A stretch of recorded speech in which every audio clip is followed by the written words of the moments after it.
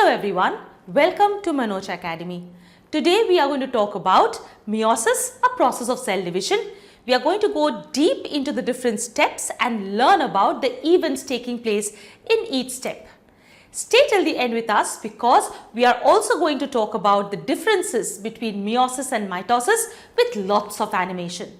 So let's get started with meiosis and let's learn about this process of cell division. The process of meiosis is a unique kind of cell division that takes place in those cells which are going to give rise to the male and the female gametes during sexual reproduction.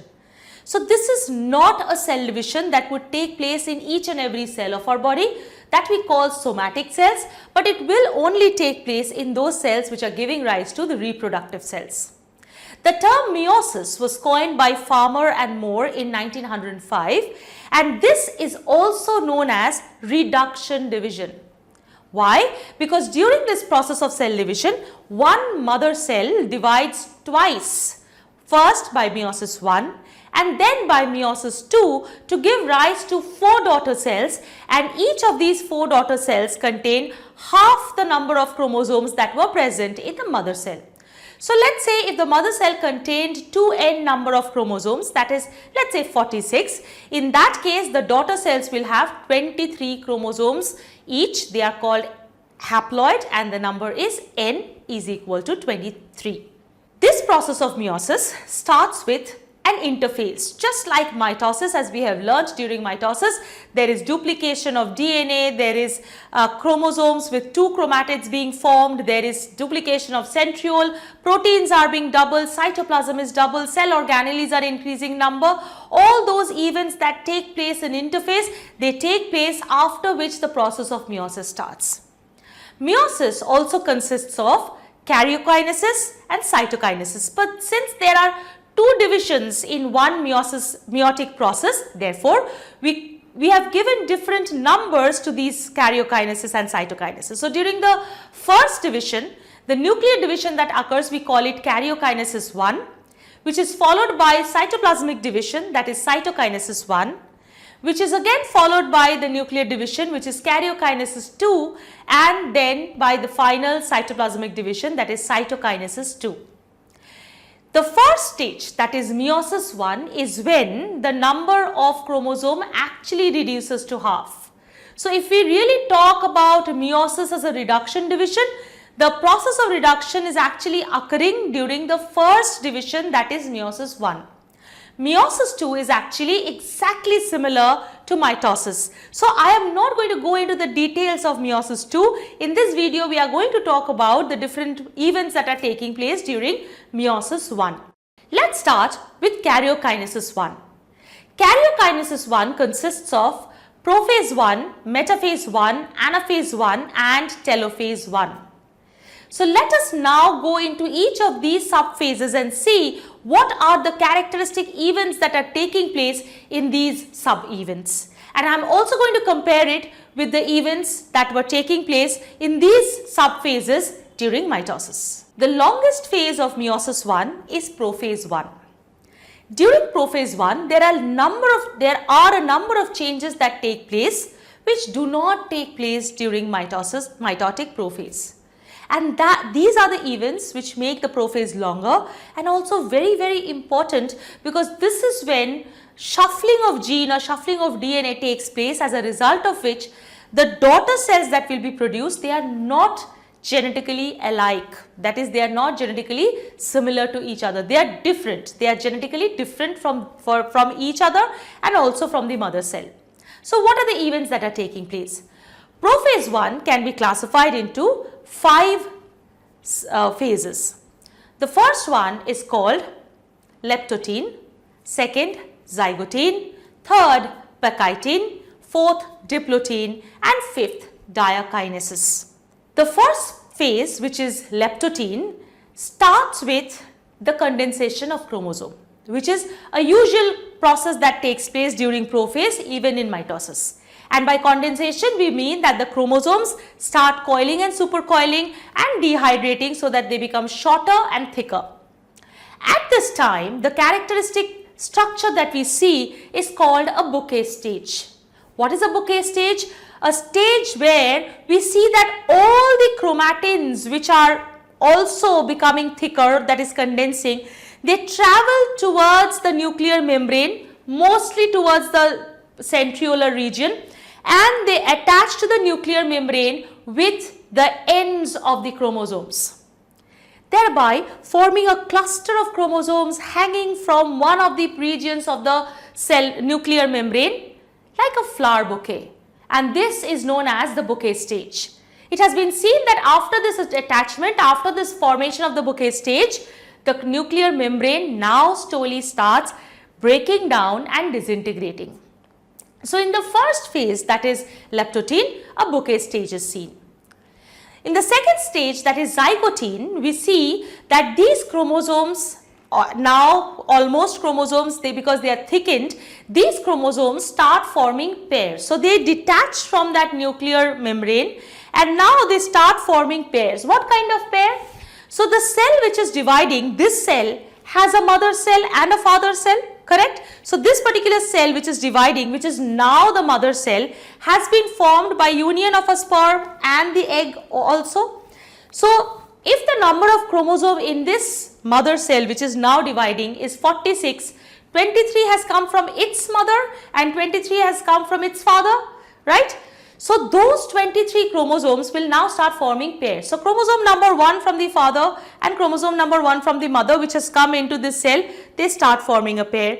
Chromosome number 2s, they start forming a pair. Chromosome number 3, they start forming a pair, and this process of pairing is known as synapsis. During the process of synapsis, the chromosomes come side by side and one of their chromatids remain side by side with the chromatid of its pair. These pairs are known as homologous pairs because these chromosomes are known as homologous chromosomes. Homo means same, logos meaning bodied. So the chromosome number 1 from the father and the chromosome number 1 from the mother, they are both structurally same and they also contain genes for same characteristic feature. That is, if chromosome number 1 from the mother has the gene for eye color, hair color, skin color, chromosome number 1 from the father will also have gene for eye color, skin color, hair color. So they come together by the process of synapsis and they form a pair which is now a homologous pair. There are two names for this homologous pair. If you consider this homologous pair, how many chromatids can you see? You can see 1, 2, 3, 4 chromatids. That is why this pair is known as tetrad, and this homologous pair, the tetrad condition, is where the most important event will start. In the third phase, which is known as pachytene, now the most important event, as I was talking about, that is crossing over, starts to take place. Now what is crossing over?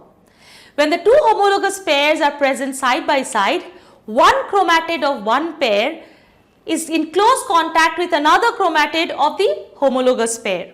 Okay, so in one pair, the two chromosomes that are present, of them one chromatid remains in association with the other chromosome's chromatid.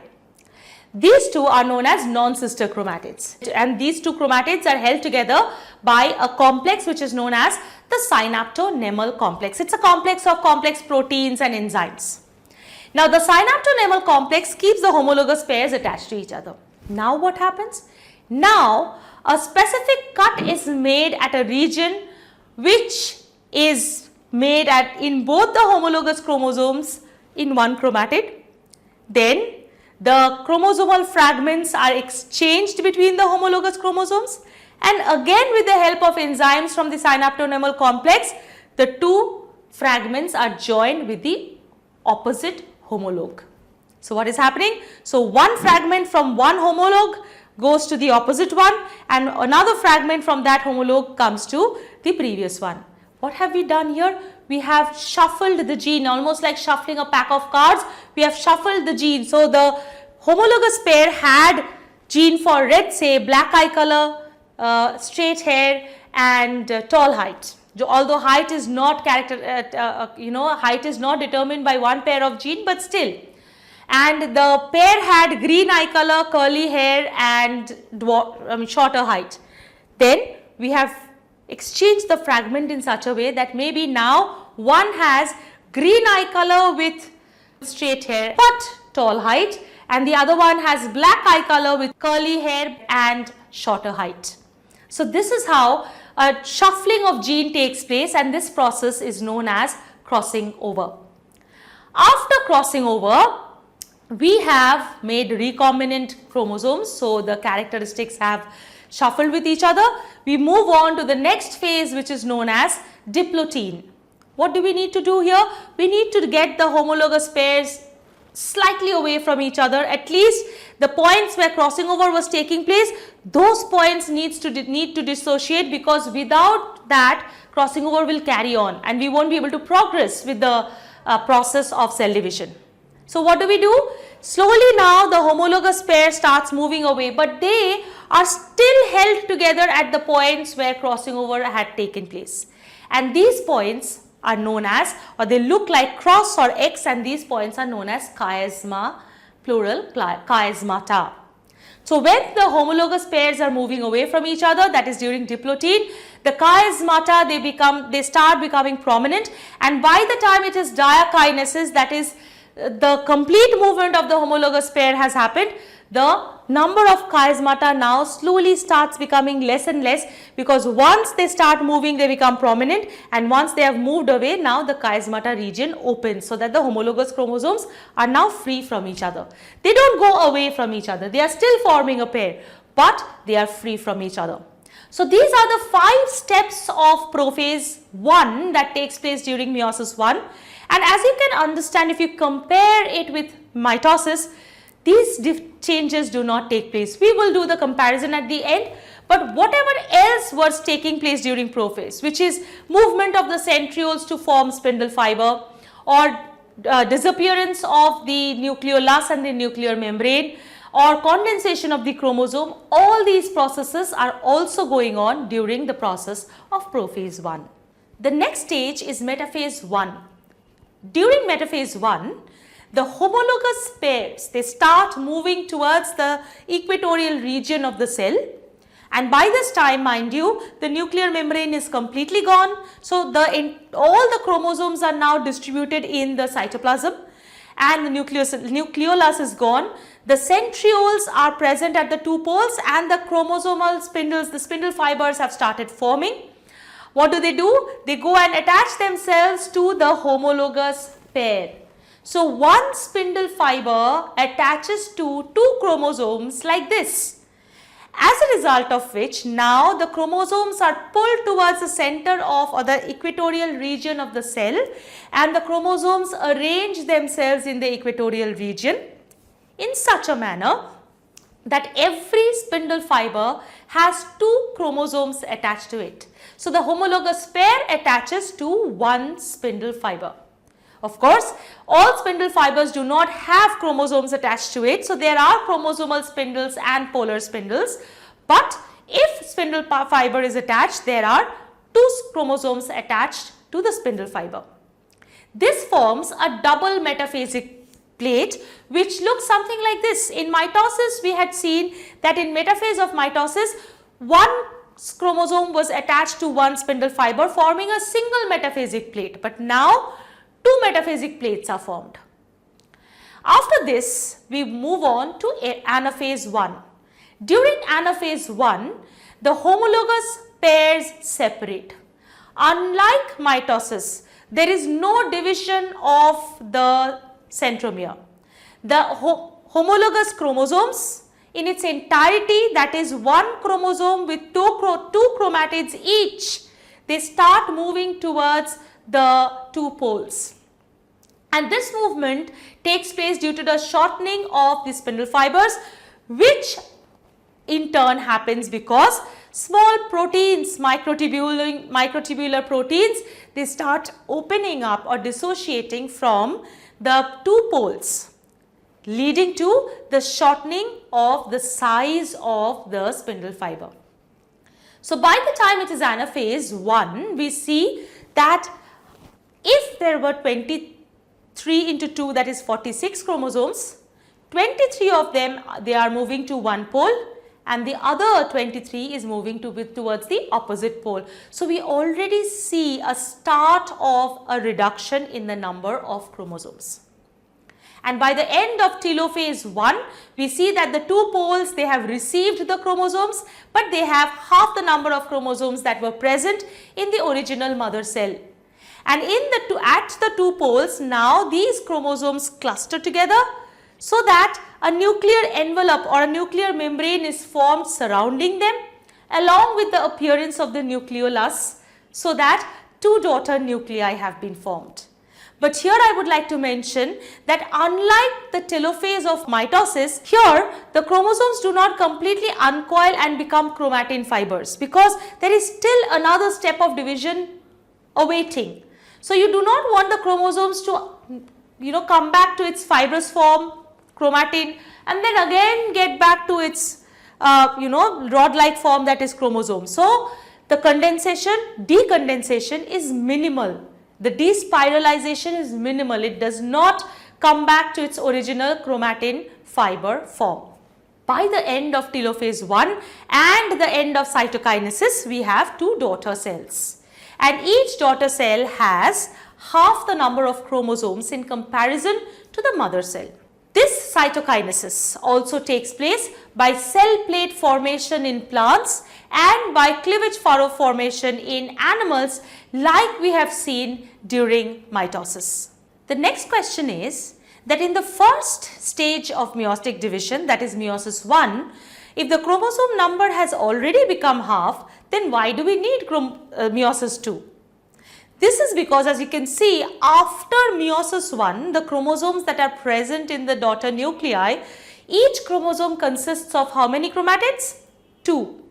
And one chromatid contains one DNA molecule. Its sister chromatid contains the copy of the same DNA molecule.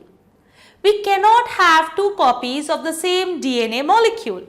Therefore, it is essential to make these chromosomes with two chromatids turn into one chromosome with one chromatid each. And that is exactly what happens in meiosis II. So in meiosis I, we have reduced the number of chromosomes to half, and in meiosis II, we are going to reduce the number of or the amount of DNA. So during meiosis II, which is exactly similar to mitosis, first there is prophase II, during which the nuclear membrane, the nucleolus disappear, the spindle fibers start forming and the chromosomes start moving away from the nucleus. Metaphase II, during this process, chromosomes arrange themselves in the equatorial region. Look at the difference. Now one chromosome is attaching to one spindle fiber. The homologous pair is not there with it.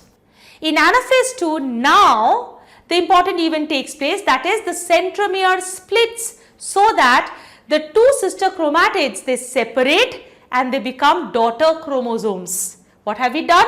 One chromosome has been divided to form two daughter chromosomes. Therefore, we have also reduced the amount of DNA present in each chromosome. At this point, one chromosome had two chromatids, that is two DNA molecules. We have separated them. So now one chromosome has one DNA molecule each. And finally, during telophase, these chromosomes, they have gone towards the pole, they have gotten covered with new nuclear envelope and nucleolus reappears.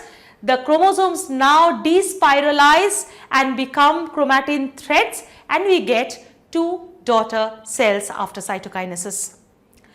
So after meiosis, we get four daughter cells, each with half the number of chromosomes and half the amount of DNA present in the mother cell. Now coming to a comparison between mitosis and meiosis. First and foremost, the easy ones.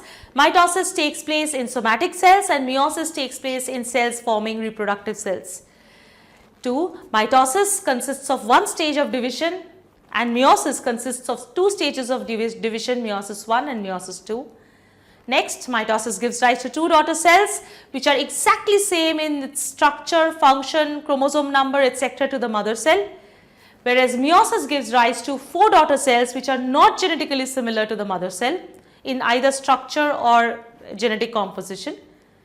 Meiosis therefore is known as reduction division, mitosis is known as equational division.